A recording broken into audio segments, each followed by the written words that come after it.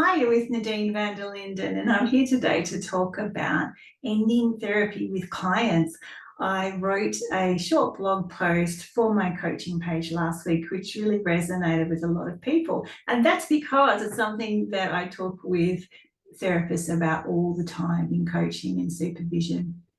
And what happens is that people coming to me saying, I don't want to work with this person anymore, or I can't continue anymore, or I feel like the therapy is not working, but I can't end the therapy. I feel so bad. I feel so guilty. I feel like I'm failing them. I feel like my client will be all alone and not able to cope, that no one else will work with them. I feel like people will judge me for not wanting to continue to work with this client, and I just can't do it. I know that I need to, but I can't. And that is happening, and it's happening so often because therapists come with similar patterns into this work, and those patterns start to kind of lock in and interweave and create this issue in which we're not able to do the things that we need to do. So we need to normalize ending therapy with clients. Of course, most of the time we don't need to do that.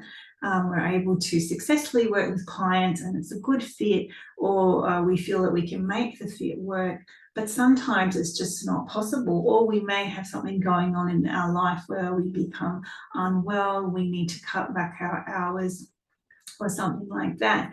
And at the heart of it is that these schemas kind of connect and create the patterns there. They just create this bind in which we really start to believe that we can't. And sometimes our critic mode will get in there as well and make things really, really problematic.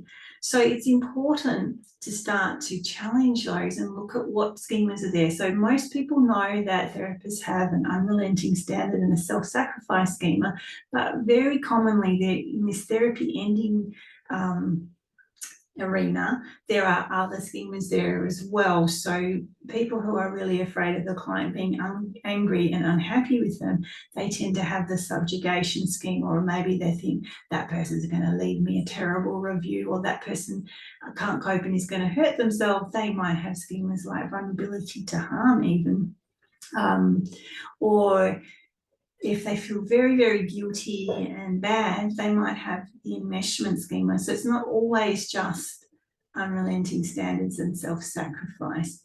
So, or really even overestimating the sense of rejection that the client is going to feel can come from your own abandonment schemas.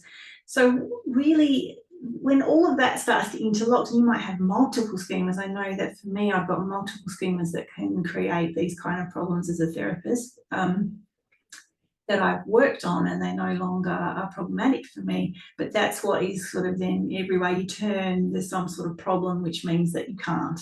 And what's missing in that piece is our right to our own flexibility and autonomy, our right to meet our own needs, our rights to be respected and valued, and to hold a professional opinion. So something that comes up quite a lot in therapy is like, I don't think I can work with this client because I don't have the expertise, but the client wants to stay with me. The client thinks I am the best fit. And then somewhere in that piece, we lose our expert role. And I'm not talking about us having the top-down role on the client, but they are engaging us because we are a person with knowledge and skills and expertise.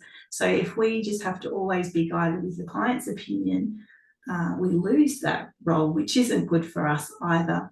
So if you liked the post today, last week that I wrote, and you're enjoying this video, think more about what patterns are blocking you. It's something I talk a lot about in coaching and in my Thriving Therapist Formula program. So that might be something that interests you as well.